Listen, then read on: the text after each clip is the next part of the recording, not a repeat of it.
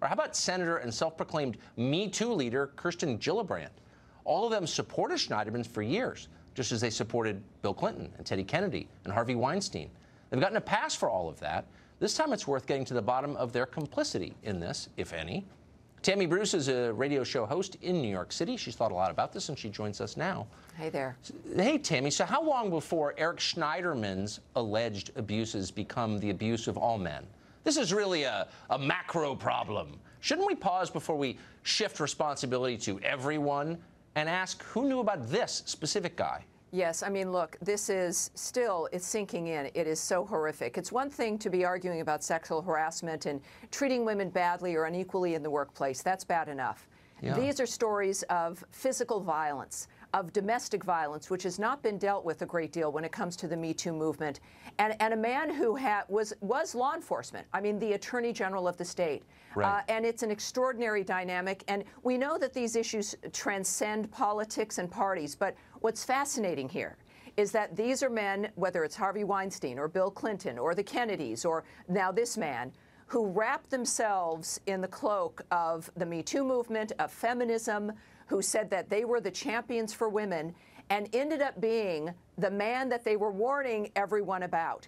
And the problem is, as you mentioned in the Ronan story, is that for women on the left, liberal women, have been told and effectively conditioned that you've got to effectively give up yourself in a way in order to be able to help the movement or help the liberal narrative, that ironically, these women were told by their friends or even decided themselves in one case that they would put up with this because he was too important, that the argument that we want to fight to protect women, that we are going to protect a man who is violent toward them.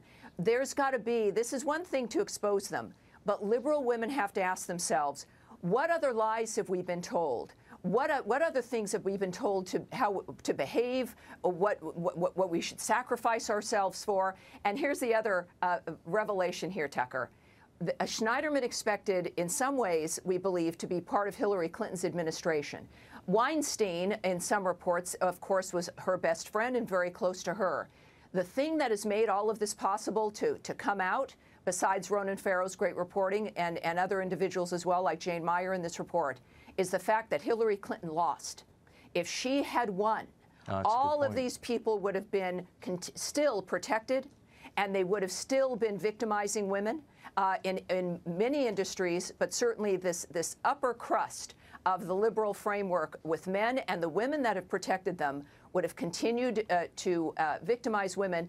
And now we're at a point where it's about, really, I contend, in this framework, this largeness of it, is that it's about the liberal ideology, that the right has been so demonized that you've got to protect everyone in your realm because it's the right and conservatives who are supposed to be the deadly ones. No, I think that's your own victimizers there on the left. No enemies on the left. I've seen this all my life. But yeah.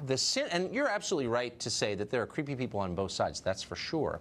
But there's one strain of this behavior that really is particular to the left, and that's the overweening hypocrisy. We're all hypocrites, I get it.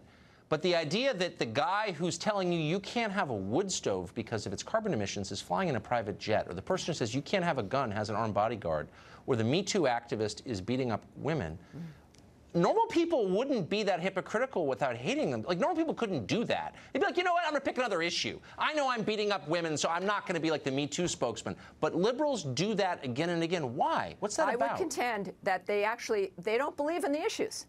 Any more than Barack Obama cared about your health care or getting rid of nuclear weapons or ISIS. These are mechanisms for their own power. They use them. And on the left, you get protected because you've already convinced everyone else that you're not the enemy. So I don't believe it's hypocrisy, because to be a hypocrite, I suppose you have to kind of sort of believe in the issue and then do the opposite.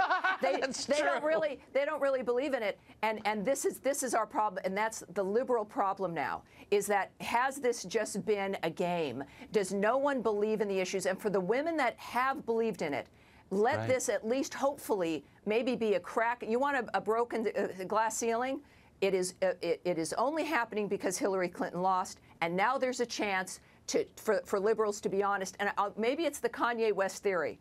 Maybe they can have freer minds which will lead to safer lives and genuine independence, which is what liberals and conservatives, all Americans, genuinely want together. We can stop alienating ourselves from each other and come together for the things that we have in common. I've said it before, you're a very deep person. Tammy, thank you for that. Thank you, That was Tucker. great. I appreciate it. In public, Eric Schneiderman expressed particular horror at the allegations that Harvey Weinstein coerced women with threats to keep them silent. Here's a selection. Women were coerced into facilitating Harvey Weinstein's misconduct. Sometimes they were targets themselves. If they refused, they were threatened with insults. Their careers were threatened. They were threatened with physical intimidation and violence. The conduct really was shocking. We have never seen anything as despicable as what we've seen here. Wouldn't you hate yourself if you were him? I mean, really, as you were saying that? Now, of course, we have allegations that Schneiderman did exactly the same thing, and other members of the New York political establishment may have covered for him. New York Governor Andrew Cuomo says that Schneiderman's fall shows that nobody is above the law. Right.